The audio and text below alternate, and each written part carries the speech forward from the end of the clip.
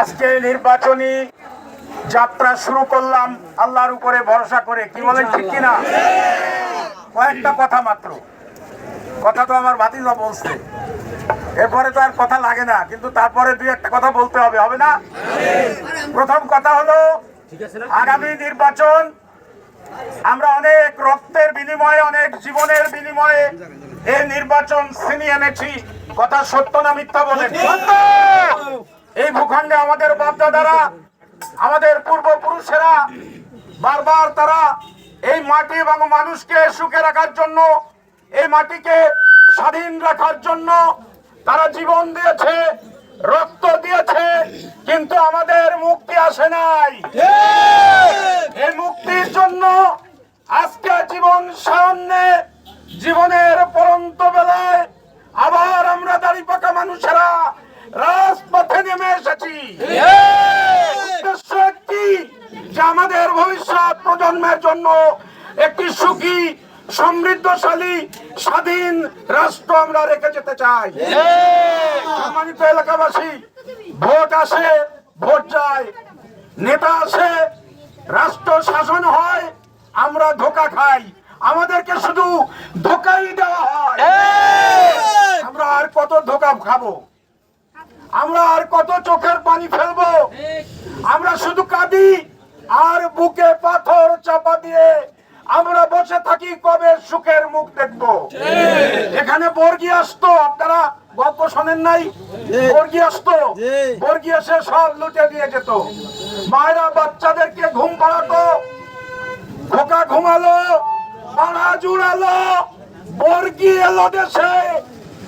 উত্তর গগনে তাকিয়ে দেখতো ওই বর্গীকে যে সাহায্য করে সেই লোক সামনে দাঁড়ানো। মা কথাটি ঘুরিয়ে বলতো, না, বুলবুলিরা ধান খেয়ে গেল, খাজনা দিব কিসে? কত কষ্ট দেখেন। ওই দালালেরা এদেশটাকে লুটে পড়ে খায়, এদেশের উপরে জুলুম, অত্যাচার, নির্যাতনের স্টিম রোলার চালায়, ঠিক কিনা বলেন? আমরা কি আর নির্যাতিত হব? আমরা সুখে, আমরা আনন্দে গা ভাসিয়ে দিয়ে আমরা ক্ষমতায় নিয়ে যাই যাদের, তারাই আমাদের উপরে অত্যাচার করে। একটা গান ছিল আমাদের ছেলেবেলায়, আমি মনের সুখে একবার কাঁদতে চাই। এই গানটা তারা শোনেন নাই? তার মানে আমি বুঝি না, আমি সুখে আনন্দে যাদেরকে ক্ষমতায় পাঠিয়ে দেয়, তারা ক্ষমতায় গিয়ে শুধু আমাদের চোখের পানি উপহার দেয়। কত সত্য কিনা? আমরা কি আর কাঁদতে রাজি? আমাদের অধিকার আদায় করে দিতে হবে।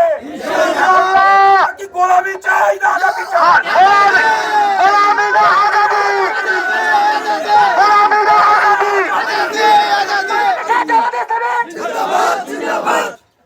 সম্মানিত এলাকাবাসী, আপনারা সবাই সংগ্রামী, অনেকদিন ভুলে গেছেন তো।